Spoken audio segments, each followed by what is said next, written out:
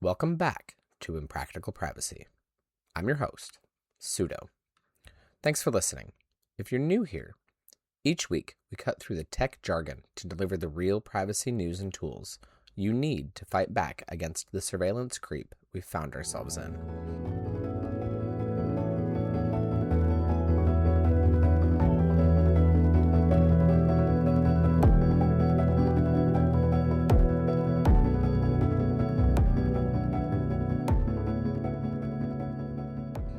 If you listened to the end of the last episode, you know that I drive an older car. It's a boxy thing. It smells like crayons, old leather, and that specific dusty smell of early 2000s heating vents. When I turn the key, there's a mechanical thunk, a vibration you feel in your teeth. The steering is heavy. You actually have to drive it. The windows are slow. And most importantly, the radio is just a radio. It receives AM and FM waves. It doesn't transmit anything back. It doesn't know what station I'm listening to, and it certainly doesn't tell a marketing algorithm that I have a penchant for 80s synth pop at 2 a.m. It's a dumb car. And in 2025, a dumb car is the ultimate luxury asset. It's the only place left where you can truly be alone. Because if you've bought a car in the last 5 years, you didn't buy a car. You bought a smartphone that you sit inside. You bought a rolling sensor platform that weighs 4,000 pounds and has a direct, always-on uplink to a server farm somewhere. You park it in your driveway, you give it a name, you wash it on Sundays. You trust it to carry your children to school. And while you're doing that, it's measuring your weight, tracking your eyes, logging your location down to the centimeter, and selling that data to an insurance company that's currently calculating how much to raise your premiums. We used to worry about the spy in the bushes, the guy in the trench coat with the telephoto lens. That was the old threat model, but we got lazy. We invited the spy in. We gave it a garage door opener. We pay a monthly subscription fee for the privilege of being watched. Today, we're doing a deep dive into the Automotive Surveillance Complex. We're going to talk about the massive Volkswagen data breach that exposed the location of intelligence agents. We're going to talk about General Motors secretly selling your driving habits. We're going to discuss emotional AI and how your car is trying to figure out if you're angry. And then, because this is impractical privacy, we're going to talk about what you can actually do about it. From the software settings that hide in plain sight to the nuclear option of physically ripping out the modem out of your dashboard. So this time, put your keys in a Faraday bag, check your mirrors, and let's drive.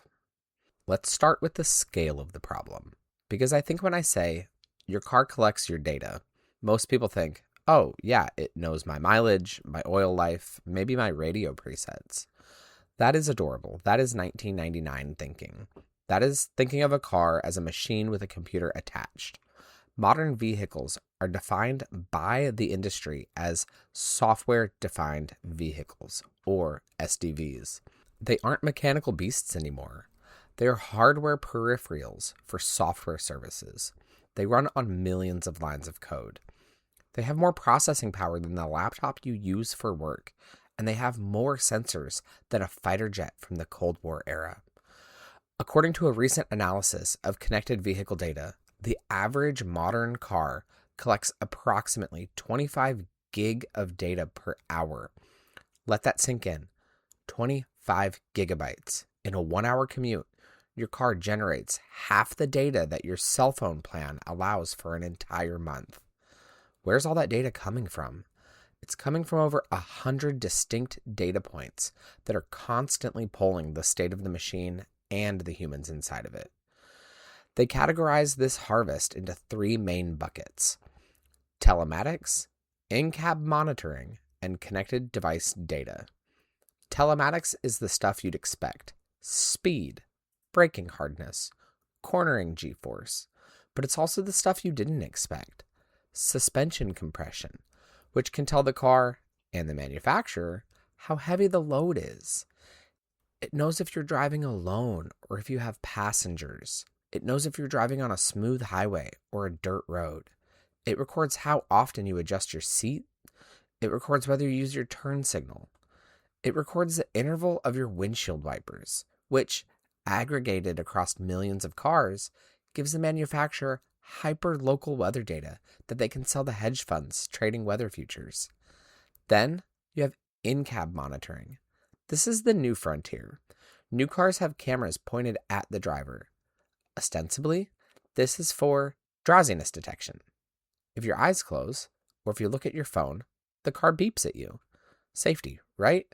We love safety. It is the perfect Trojan horse. But that camera is also analyzing your face. It's mapping your expressions. Manufacturers are filing patents for emotional AI systems that detect if a driver is angry, sad, or stressed. Why? So they can adjust the lighting, maybe? Or maybe so they can serve you a calming ad, or flag you as an aggressive driver in your risk profile before you've even hit the gas. There are microphones listening for voice commands, but as we know from the smart speaker world, microphones are often triggered by false positives, recording snippets of arguments, phone calls, and intimacy. And finally, the insidious one, connected device data. When you plug your phone in to use Apple CarPlay or Android Auto, or even just charge it, there's a handshake. If you aren't careful, and let's be honest, nobody reads the terms of service while sitting in the dealer lot with a pen in their hand, you often grant the vehicle access to your mobile device. It sucks up your contact list, your call logs, your text messages.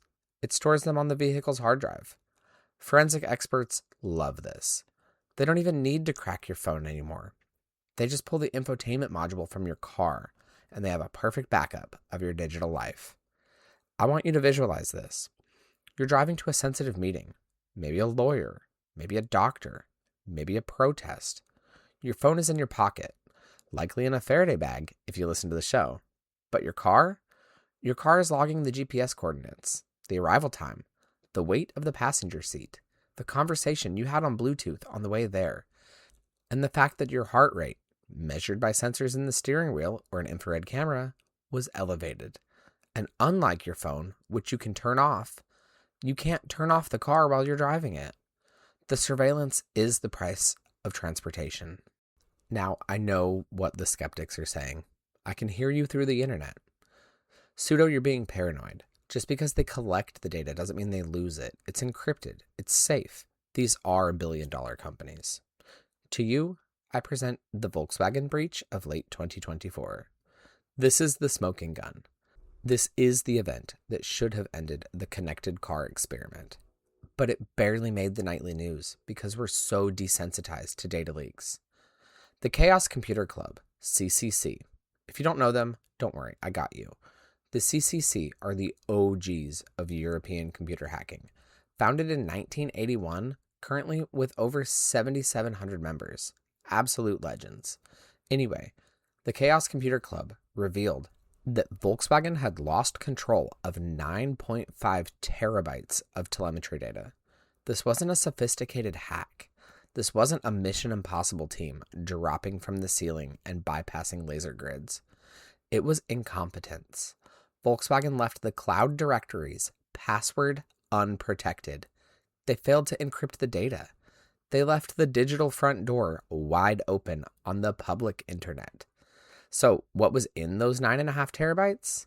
It wasn't just user 1234 drove a Golf.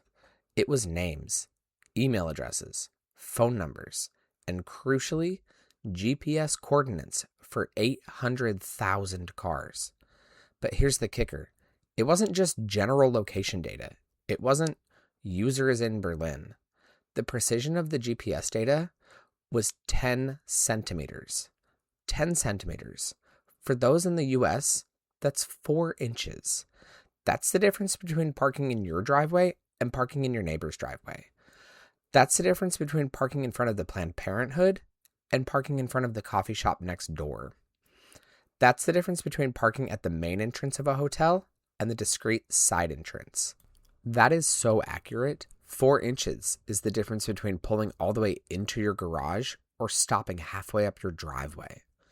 Analysts who looked at this data, white hat researchers, thank God, performed what is known in the intelligence community as pattern of life analysis. We talked about this before under another name in this month's bonus episode about flock cameras.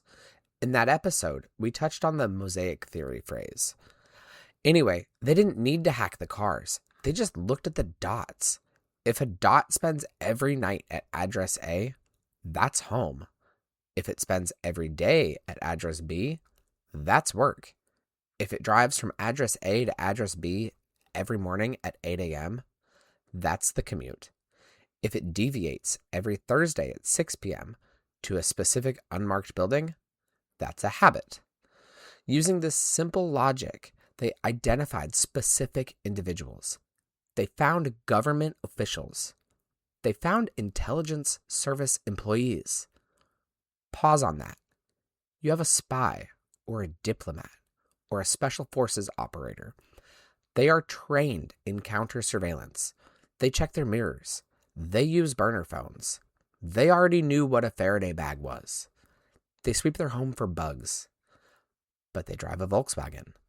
And because they drive a Volkswagen, their exact movements to psychiatrists, to criminal defense lawyers, visits to brothels, were viewable by anyone who found that open IP address. This breach undermined national security. It undermined source protection.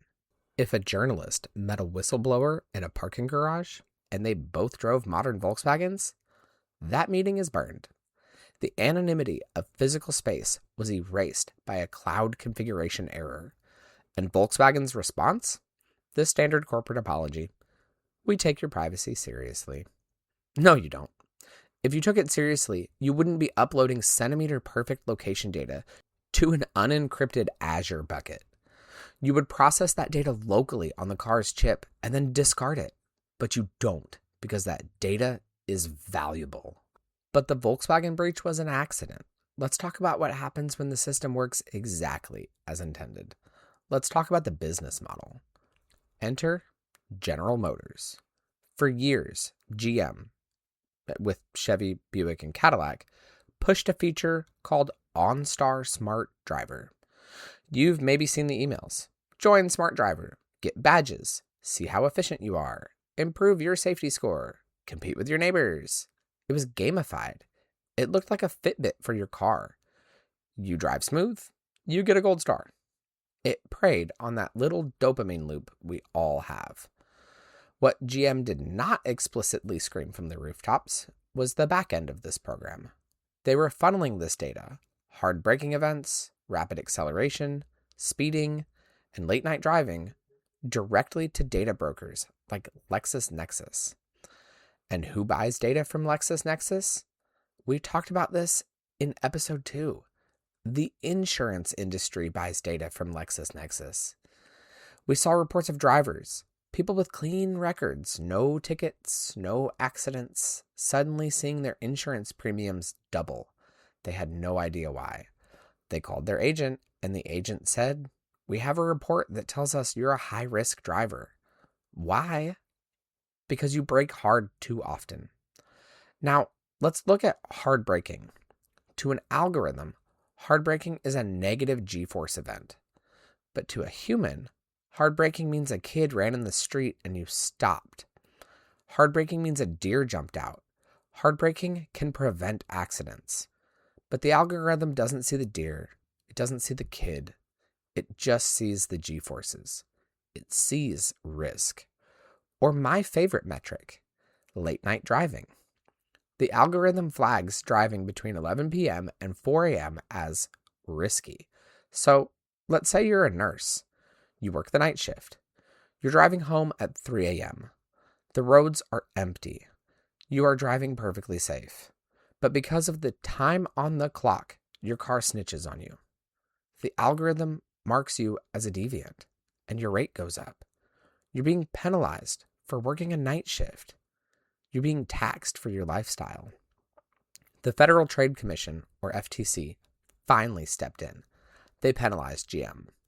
They actually banned GM from disclosing data to consumer reporting agencies for 5 years. So that's a huge win. But it's also a warning. GM wasn't the only one doing this. They were just the one who got caught with their hand in the cookie jar. Toyota has an affiliate called Connected Analytics Services. This is a classic corporate shell game. Toyota can legally say, "We don't sell your data to insurance companies." And that is technically true. They give that data to their affiliate, and the affiliate sells the data. It is a distinction without a difference. It's like money laundering, but for your data. It's not just the car manufacturer, though. That would be too simple. It's the apps you bring into the car. We call this the InsurTech ecosystem. There's a company called Arity. You probably don't know the name, but you know who founded them? Allstate, the insurance giant. Arity makes an SDK, or a software development kit, that tracks driving behavior. They don't just put this in the Allstate app. They pay other app developers to embed it in their apps. Apps like GasBuddy, apps like Life360, apps related to weather or maps. So you download GasBuddy because you want to save 3 cents a gallon on premium unleaded. You give it location permissions because, well, it needs to find the gas stations near you, right? That seems logical. But hidden in the code, the Arity module is waking up. It's using the accelerometer, gyroscope, and GPS in your phone to measure how you drive. It's building a risk profile on you. You're saving $1.50 on a tank of gas, and you are potentially costing yourself $500 a year or more in insurance premiums because Arity sold your risk score to the highest bidder. This is the economics of surveillance. They bribe you with pennies and steal dollars.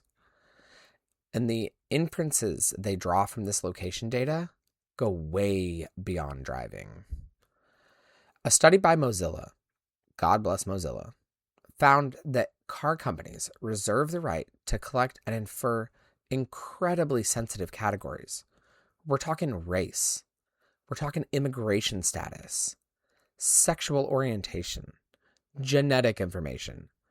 How does your car infer your immigration status? Back to the pattern of life again. Does the car park at a specialized immigration law center? Does it park at a community center associated with a specific nationality? Do you listen to radio stations in a specific language? How does it infer genetic information? Do you drive to a clinic that specializes in treating Huntington's disease every Tuesday at 10 a.m., a disease that predominates in people with heritage in Northern Europe?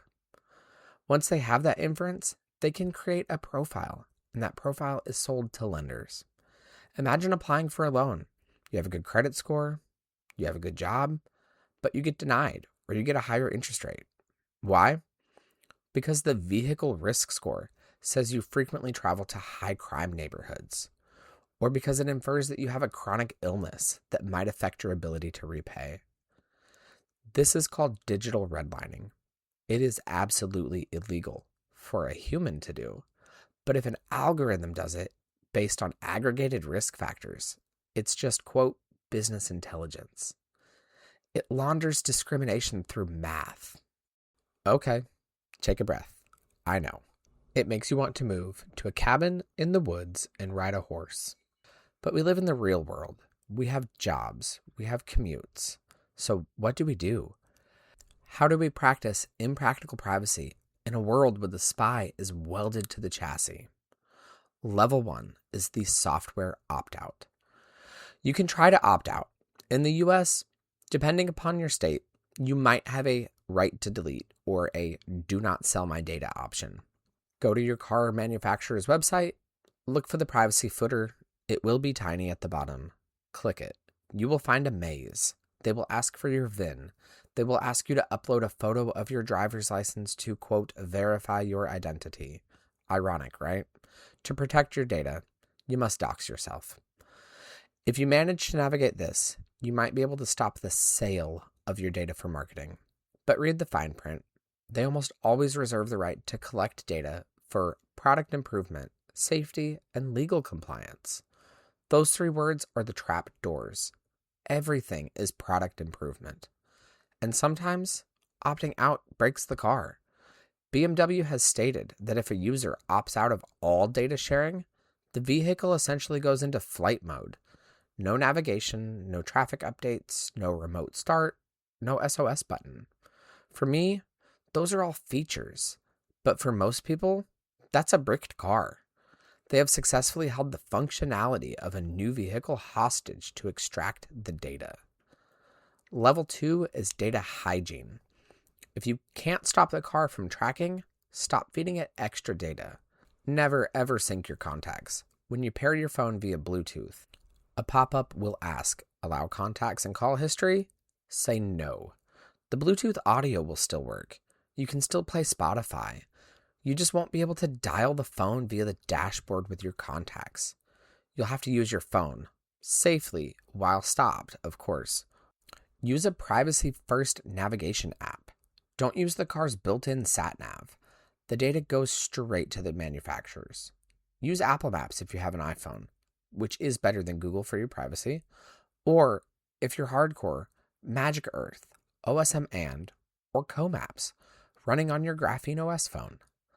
Level 3 is the factory reset ritual. If you're selling your car, treat it like selling a laptop. You must perform a master factory reset. This is not always easy.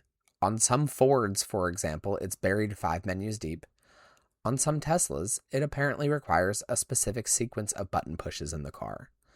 If you don't do this, the new owner, or the dealer, or the auction house, or whoever, can see your home address stored in the GPS. They can see your garage door code if you programmed the home link button. They can scrape your call logs. There have been horror stories of people buying used cars and finding the previous owner's home button still programmed. They pushed it, and the GPS guides them right to the driveway. Don't be that person. Level 4 is the hardware mod. It is the nuclear option. Now, for people who really want to solve this, the people who are willing to void a factory warranty, the people who are willing to break things, we're going to talk about the modem surgery. Every connected car has a cellular modem. It's usually a module called the TCU, the Telematics Control Unit. It has a SIM card. It's usually an eSIM soldered to the board, though, and it has an antenna connection. If you sever the connection between the modem and the network, the car goes dark. It can still record data locally, but it can't phone home. Method A to do this is to pull the fuse. Check your owner's manual. Look for a fuse labeled Telematics, OnStar, SOS, or Connect. If you're lucky, pulling this fuse will kill the modem without killing the radio or the dashboard. Warning, in some modern cars, the microphone for Bluetooth hands-free is routed through the telematics unit. If you pull the fuse, you might lose your ability to make calls. And be aware that this will disable the SOS button. If you crash in a ditch, nobody's coming unless you call them yourself. Method B is the antenna disconnect. This is cleaner but harder. You gotta find the TCU. It's often hidden behind the glove box, under the passenger seat, or sometimes in the trunk. It will have coaxial cables plugged into them. These are the antennas. They usually lead to that shark fin on the roof. If you unplug the cellular antenna, usually purple or burgundy, the signal drops to 0. The car thinks it's in a tunnel. Before you do that, the crucial step is you can't just leave the port open. You need to buy dummy loads or termination caps. These are little resistors that screw into the port. They trick the modem into thinking the antenna is still attached so it doesn't burn out its amplifier or throw a short circuit code on your dashboard. This method is gaslighting your car into thinking it just has terrible reception. Method C is the microphone bypass. If you're really paranoid about in-cab listening, you have to find the microphones. They are usually little grills in the headliner near the sun visors. You can physically disconnect them. Or, if that's too much, you can get some heavy sound deadening foam and cover them up. However, be aware, many modern cars use the microphones for active noise cancellation to make the cabin quieter. If you kill the mics, your car might get louder on the highway. There are trade-offs. You're trading convenience for silence.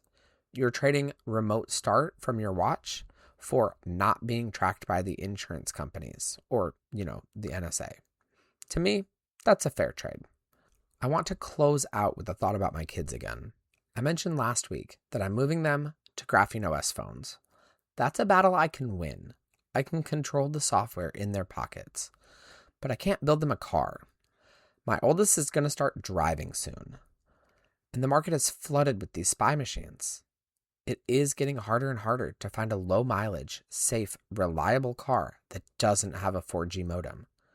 We're reaching a point where privacy is becoming a class issue. If you're rich, you can buy a vintage Porsche. You can pay a specialist to strip the telematics out of your G-Wagon. You can afford the fines. If you're poor or middle class, you're forced into the surveillance ecosystem. You get the cheaper insurance rate if you agree to the tracker. You get the cheaper car if you accept the data harvesting. You are the product because you can't afford to be the customer. This is why we have to talk about this, why we have to be annoying. We have to be the ones at the dealership asking, where is the fuse for the modem? We have to file the right to know requests. We have to clutter their databases with opt-out forms. Because if we don't, the default becomes the only option. And the default is that you're not the driver. You're the cargo. And the cargo doesn't get a vote. Next week, we're diving into the war on cash and why every digital tap builds a permanent dossier of your habits.